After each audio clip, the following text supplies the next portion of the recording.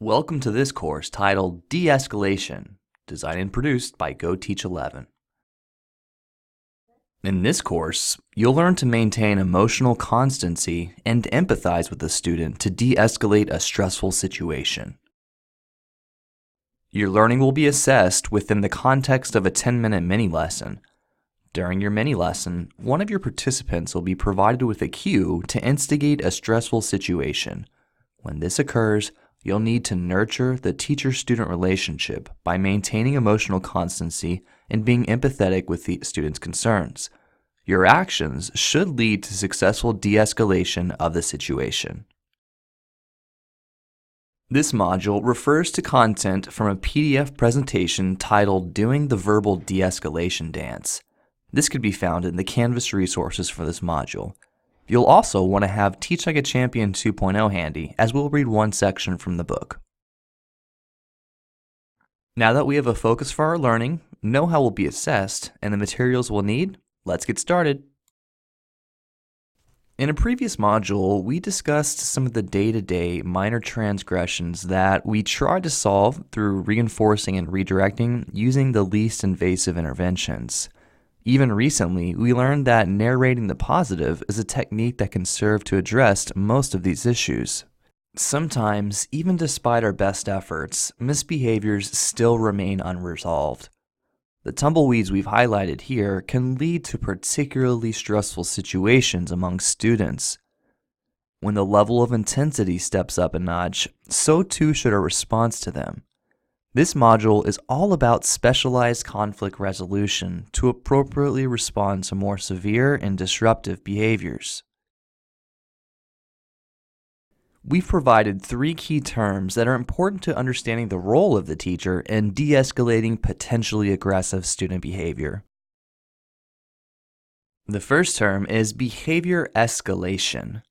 This is when conflict or undesirable behavior worsens and becomes more intense, serious, and possibly dangerous.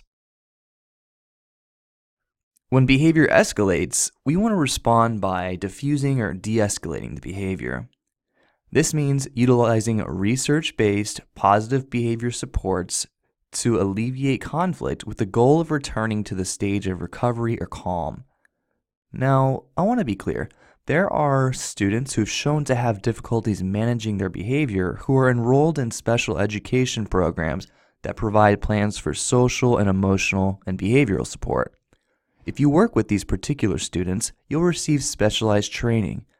This module attempts to provide an overview of basic techniques for de-escalating behavior and certainly does not take the place of that specialized training. Verbal de-escalation is the primary technique we'll use to diffuse behavior in our mini-lesson. Verbal de-escalation is a targeted intervention to use for students who are at risk for aggression. It's basically using calm language, along with other communication techniques, to diffuse, redirect, or de-escalate a conflict situation. The resource Doing the De-Escalation Dance provides us with a 7-phase model of acting out behavior. It starts with calm, and then there's a trigger that causes agitation. Variables can cause a misbehavior to accelerate and come to a peak. This peak could be as simple as a student cursing at another student, kicking them under the table, or it could be as aggressive as student flipping over tables or chairs in the classroom, destroying property, or even lead to physical altercations. Following the peak, the acting out behavior eventually de-escalates until it reaches the recovery stage. We know that from this model, most students go through a predictable cycle, and knowing how and when to engage is a key factor in de-escalation. Ideally, we want to intervene before the student starts to peak. To learn more about each of these phases, some of the behaviors you can expect to see, and potential ways to address them, scan over pages 9 to 29 of the resource Doing the De-Escalation Dance, which is found in the Canvas resources for this module.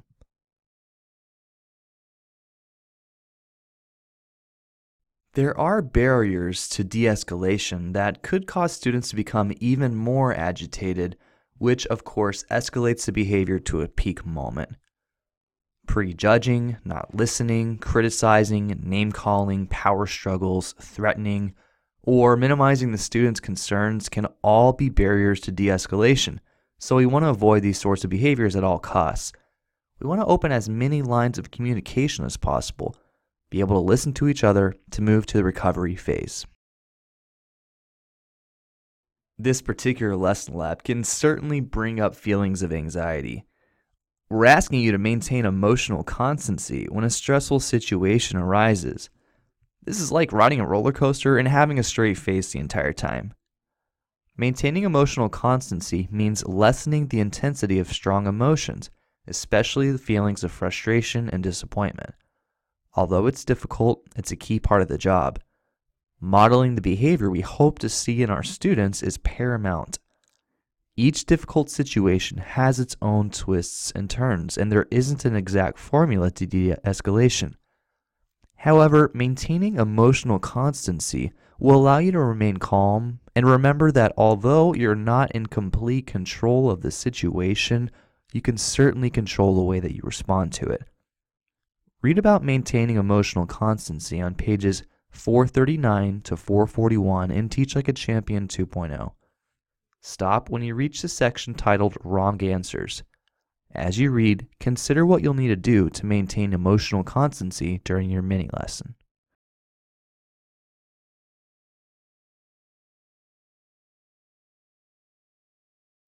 When misbehavior persists and students don't correct themselves, sometimes it's necessary to conduct a more invasive intervention.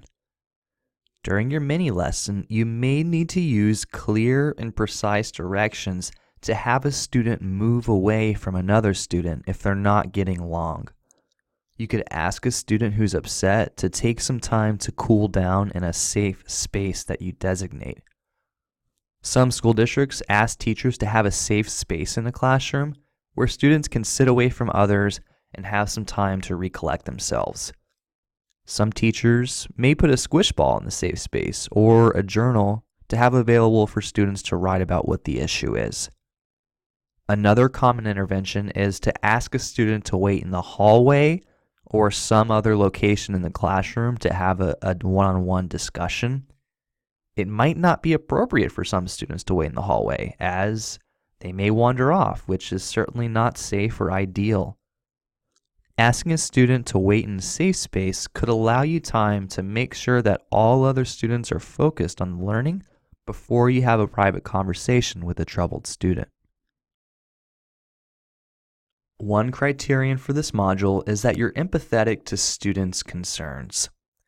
When you do take a student to the side to have a private conversation, you can show that you're empathetic through your active listening. Attending is part of active listening, and this is simply giving your physical and mental attention and validating their concerns. This lets the student know that you care and you want to help them solve the issue. Following and making eye contact periodically with the student lets them know you're engaged in their concerns. Taking what they say and paraphrasing it or helping them reflect without judgment, taking on the perspective of the student helps show empathy and prove that you're actively listening to their concerns and allows you to lead to the troubleshooting mode of the de-escalation. We've included a few phrases here that may help with your de-escalation conversation. Phrases like, "Tell me what happened," "What were you thinking at the time," and "What do you think about it now?"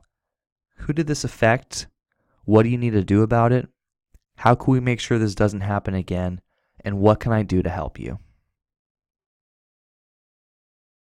Congratulations! You've concluded the learning for this module. The next few slides will help clarify how your learning will be assessed and provide a few tips to be successful during the mini lesson. During the course of the mini lesson, you'll experience a situation that could potentially escalate to a fight or flight response from the student. It'll be your job to address the situation and problem solve to de-escalate the conflict. Do this by empathizing with the student's concerns and remaining emotionally constant throughout. being careful not to respond with negativity nor brush off their concerns is not important.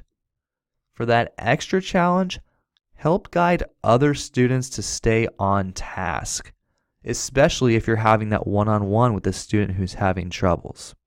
Keeping the focus on the learning while still taking a student to the side to have a conversation with them. There isn't a whole lot of prep work for this module, but what you can do is attempt to put on the shoes of a student who will be the source of the stressful situation. After all, you'll need to empathize with their concerns. Check out these de-escalation scenarios that you may or may not encounter in your mini lesson. Think about what you could do to empathize with these students and brainstorm methods to de-escalate and solve the issue so that both sides win.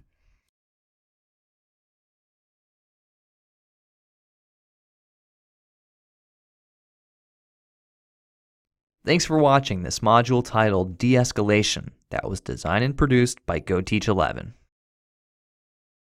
This video referred to content from Georgia Southern University as well as Doug Lemov's Teach Like a Champion 2.0. Images were downloaded from 123RF and Pixabay.